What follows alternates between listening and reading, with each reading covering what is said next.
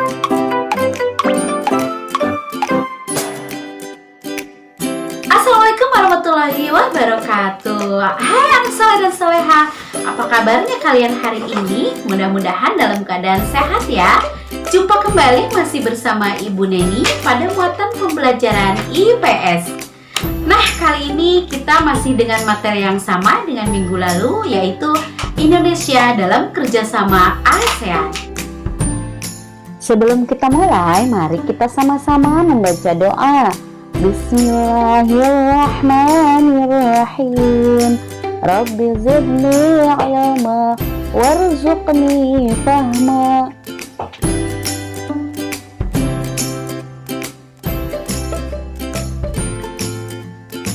Indonesia sebagai salah satu anggota ASEAN. Coba kalian perhatikan peta berikut ini.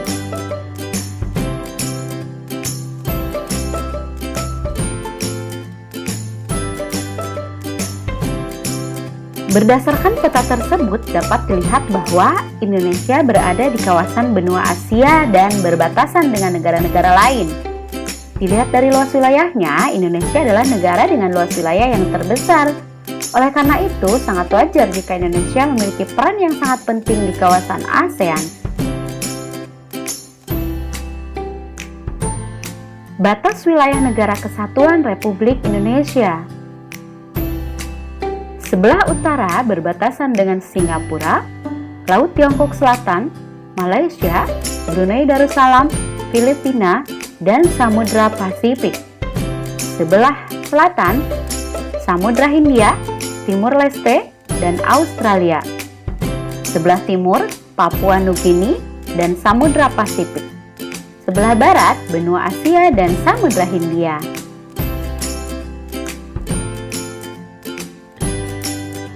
Berdasarkan data hasil sensus penduduk tahun 2010, jumlah penduduk Indonesia adalah 237.641.326 jiwa.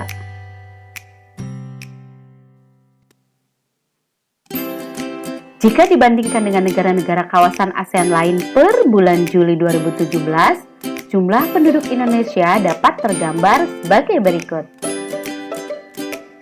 Nah, coba kalian perhatikan. Indonesia merupakan jumlah penduduk terbesar di Asia Tenggara. Dibanding dengan Malaysia, Singapura, Thailand, Brunei Darussalam, Filipina, Myanmar, Kamboja, Vietnam, dan Laos.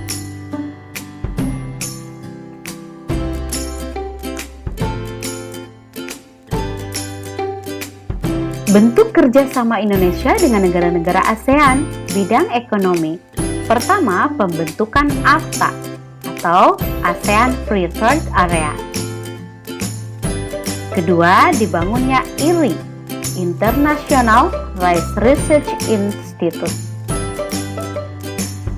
Ketiga, mendirikan proyek industri bersama seperti pabrik pupuk Sriwijaya atau Pusri di Palembang, Sumatera Selatan, pabrik pupuk urea di Aceh dan Malaysia. Keempat, mengembangkan jaringan transportasi. Kelima, mendorong peran investor atau penanam modal agar menanamkan modalnya untuk pengembangan sektor ekonomi. Keenam, membentuk pengembangan kawasan di bidang pariwisata, perikanan, dan perkebunan. Manfaat kerjasama ekonomi ASEAN. Pertama, meningkatkan perekonomian negara anggota. Kedua, memperkuat ekonomi regional di kawasan Asia Tenggara. Bidang pendidikan. Pertama, melakukan pertukaran pelajar serta pemberian beasiswa pendidikan bagi mahasiswa dan dosen. Kedua, melakukan penyetaraan ijazah di negara-negara anggotanya. Ketiga, membentuk kelompok peneliti antar negara. Keempat, menetapkan kurikulum sekolah yang berdasarkan prinsip demokrasi, berorientasi pada perdamaian, serta menghargai hak asasi manusia atau HAM. Manfaat kerjasama ASEAN dalam bidang pendidikan. Pertama, meningkatkan kualitas sumber daya manusia negara-negara anggota. Kedua, mengembangkan ilmu pengetahuan yang dimiliki negara-negara anggota. Bidang teknologi. Pertama, mengembangkan teknologi pasca panen secara bersama-sama. Kedua, membangun jaringan kota cerdas ASEAN atau ASEAN Smart Cities Network, ASCM. Manfaat adanya kerjasama di bidang teknologi. Pertama, meningkatkan penguasaan teknologi negara-negara anggota. Kedua, memudahkan kegiatan masyarakat.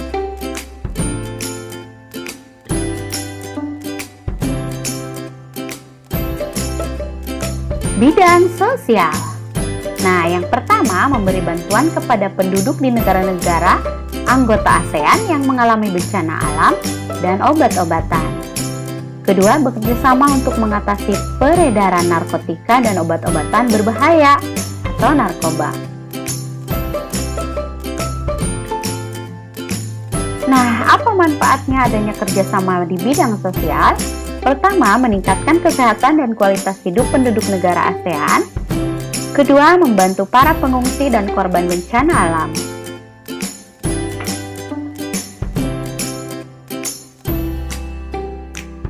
Bidang budaya. Pertama, mengadakan pentas budaya seperti tarian dan alat musik, pertunjukan rakyat, pergelaran pakaian daerah, dan kuliner Nusantara di luar negeri. Kedua, mengadakan pameran hasil kerajinan tradisional di luar negeri. Ketiga, mengadakan studi banding dan saling bertukar informasi tentang budaya tiap-tiap negara. Dan yang terakhir, mengadakan festival bunga untuk menarik minat wisatawan.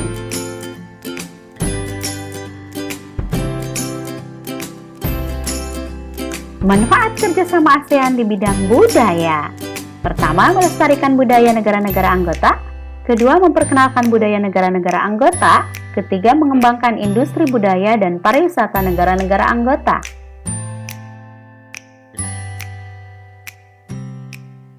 Bidang politik dan keamanan. Pertama, perjanjian mengenai kawasan damai, bebas, dan netral atau Zone of Peace, Freedom and Neutrality, ZOFAN. Kedua, perjanjian persahabatan dan kerjasama di Asia Tenggara, Treaty of Amity and Cooperation in Southeast Asia. Ketiga, perjanjian kawasan bebas senjata nuklir. Keempat, pembentukan komunitas keamanan ASEAN.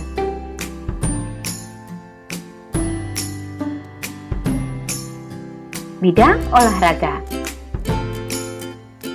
Pertama, mengadakan SEA Games atau Southeast Asian Games. Kedua, mengadakan ASEAN Para Games atau ajang olahraga di Pabel ASEAN. Tiga, mengadakan AFC, ASEAN Football Championship.